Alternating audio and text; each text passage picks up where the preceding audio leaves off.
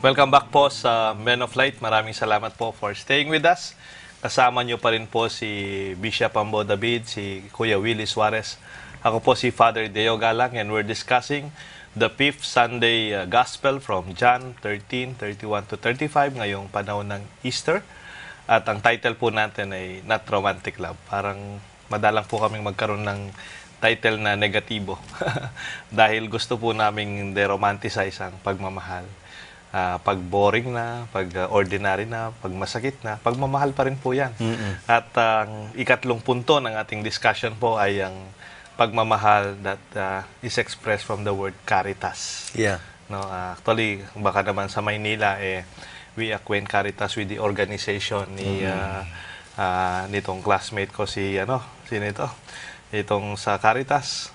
At baka naman po makita rin natin ng Caritas natin naman ay something that is only charitable as an act for the poor, no?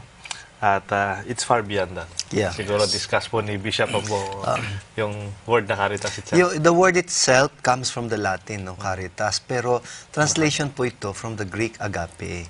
Tapos when that word is being used, yung agape in Greek, talagang nakadistinguish na siya kagad doon sa mutual love of friends, mutual love of lovers, of ganun. Because pwede mo siyang gamitin even to people you do not know. Kasi normally sabihan, you cannot love someone you don't know. You cannot love someone whom you have no personal relationship with. Not in Christian love. In Christian love, parang every fellow human being can be your subject of love.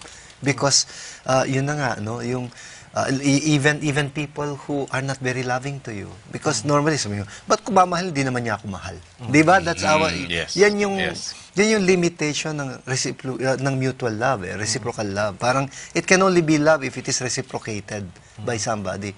Well, not with Christian love. Parang Christian love is possible even with people who will probably not pay you back or reciprocate your love. Kaya nga Jesus says, love your enemy. Do good to those who hate you. Pray for those who persecute you. Yun yung talagang challenge niya. Kaya, okay, madaling mahalin yung kaibig-ibig ng mga tao. Madaling mahalin yung mga taong may binibigay sa iyo or doing you a favor. But how will you love someone who has hurt you? How will you love somebody who is obnoxious? How will you love somebody who's a murderer? Yung ganun ba? But Jesus will insist that yes, you don't stop loving them. You can continue to love. But although yung expression ng love doon, hindi na yung lovey-dovey na parang sugar and spice. That's right. The love there can be, okay, hindi ko siya papatulan kasi may diferensya pala siya. I will respond with patience. The patience is love. Yes. I will respond with forgiveness. The forgiveness is love. I will respond with respect. I will respond with respect. The respect is love. Puro palabas no? Yeah. Hindi pakabig. I Puro will palabas. forgive. I will forgive. That forgiveness is love. Sabagay kahit naman si Jesus ganun Oo, no? If you look doon sa apat na gospels ang pagmamahal niya puro palabas Oo. Never na nakikita kung kumabig siya. Sa sugal naman, baligtad. Kabid. Kabig ng kabig. Kabid ang target. Oo. Kaya nga ako minsan, hindi. Let's go back to Caritas.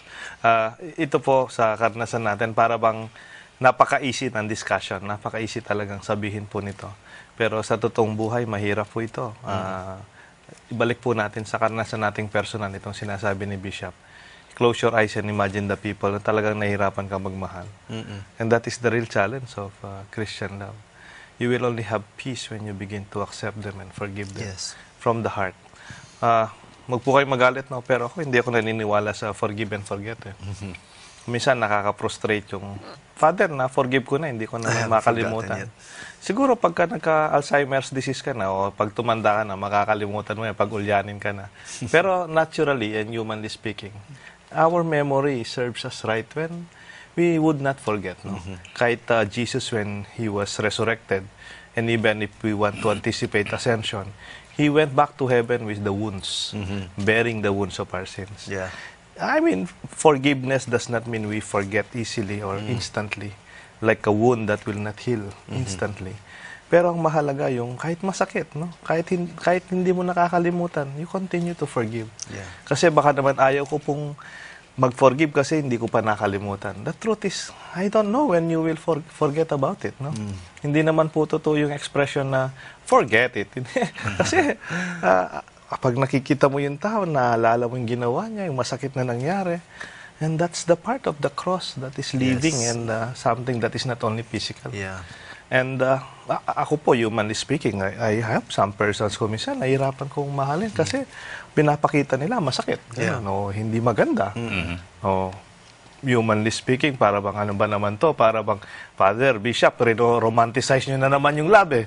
Kasi para bang ginagawa nyo napaka-easy. Pero hindi po, hindi po. Masakit po yan, yung mahalin mo ang taong hindi nagmamahal sa'yo. We're not saying it Oh, like it's yes, easy. Yes, oo. Kaya po, ang ating discussion ngayon, para bang we're touching ground with the difficulties of our hearts. Yeah. And really, the Word of God and the invitation of Jesus is really a tough Yeah. udyok ng kalooban, sabi nga ni Bishop Ambo. Hindi po utos na galing sa labas, like Yeah. inutusan kang bumili ng mantika, inutusan kang gumawa ng ganyan. It's something that you already desire deep inside you. Hiniram ko lang yung kay Pope Benedict. Yung udyok ng kalooban? Yes, nando doon yun sa Deus Caritas Yes, yung Est. first encyclical Yung God niya, is Love, yung kanyang very first encyclical letter. Kasi he starts with the question, Jesus says, my commandment to you is this, love one another. Tapos, ang question ni Pope Benedict, Can you- commandment? How can love be a commandment? Can you command love? Sabi niya. Tapos, siya mismo sasagot, yes, you can command love, never from outside, never from without, but from within. Yes. Sabi niya. Yung bang, Ikaw nang nag-uutos ang sa sarili udyok mo. galing sa loob mo. Kalooban, Oh, ang utos galing sa sarili mo, sa loob mo. Sometimes, from a personal experience, yung udyok na yon is translated into an act of obedience. I remember one time I was on the way to Manila with my wife. Isang kakilala ko whom I have some differences with, nandun sa hospital ang kanyang anak. All of a sudden, I had this inspiration na daanan yung nasa ospital at iabot yung konting financial help na alam kong ibinibigay naman, ano? Parang aabonohan lang. And I had a hard time dealing with it kasi I have differences with this person nga. But ultimately, I just closed my eyes and I said, I'll do it. And we went to the hospital.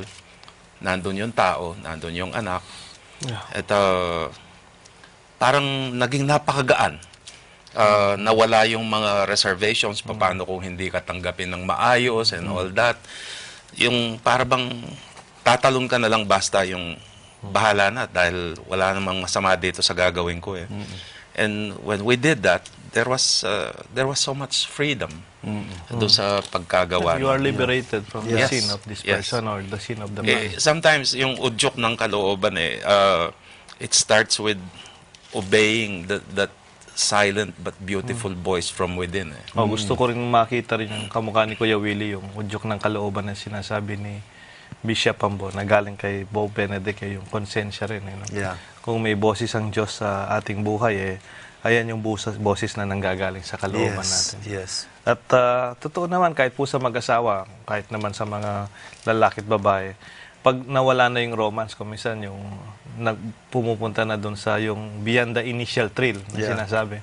Pag nasasaktan ka na dahil may kasalanan na yung lalaki, sasaktan ka na dahil nagnanag na yung babae, sasaktan ka na kasi makwenta na yung isa o nakikita na yung differences at weaknesses ninyo. That is where the grace of the sacrament of marriage comes in. Yes. That is where our Christian baptism and the Word of God becomes real in our life. To love one another as Jesus loved us. That even when He was hanging on the cross, He was still there loving and forgiving. And malalim pong discussion ito, lalo na pag in-apply po natin sa ating buhay. No? When we find the people na talagang humanly speaking or realistically speaking, no? Para bang talagang mahirap at masakit to embrace this kind of challenge of our Lord. There is another aspect that I just remembered dito sa Caritas. Meron akong isang kakilala, a dear friend, and I'm fortunate to be able to call him a brother. Negosyante siya. When things were going right and rosy for his business, hindi niya kinalimutan yung mga maliliit na trabahador niya. Dumating yung punto na nagkaroon ng paghihirap Negosyo. sa negosyo to the point na namimiligro yung very existence ng mga kumpanya nila. Alam niyo, mas malaki pa yung pag-aalala niya dun sa paano na yung maliliit na empleyado. He could just say, well, Let's go. tough luck. Let's close shop. At I think he can live comfortably. Pero hindi niya ginawa yun eh.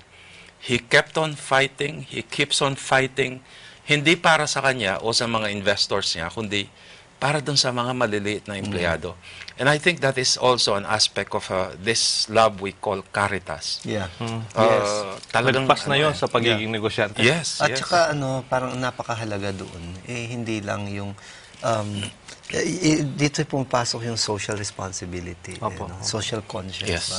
Kasi conscience is always associated with the personal, ganyan. But actually, itong pinag-uusapan natin na Caritas makes you rise above the personal, the individual. Para you begin to take into consideration the wider society. picture. Even those you do not see. What its impact is going to be. Itong gagawin ko ba ay makakaapekto even to people who I do not see, or the next generation na hindi ko pa sila nakikita, but they're part of my conscience already. Will an act of irresponsibility make people suffer in the future? Yun. Kay Pope Benedict, napaka-clear nun, yung social conscience. That's true. Yeah. May sumisignal na pong oras na, pero sana we have to see this from that perspective of what Mother Teresa said one time. When you're washing your cups or your plates, it's not because you wash them para malinis lang, or because you're asked to do it. You're washing your plates and your cups because you're doing it for the love of the next person who will use them. So everything that we do, even the most simple things in our daily life, when they are done out of love, then we truly become Christian. Yeah. Then we become true to the commandment of Jesus in our gospel now in John 13. Magbabalik po ang Men of Light at basahin po natin ang ating mga text messages, ating mga greetings from the Facebook, at ang prayer ni Brother Willie at blessing ni Bishop Ambo.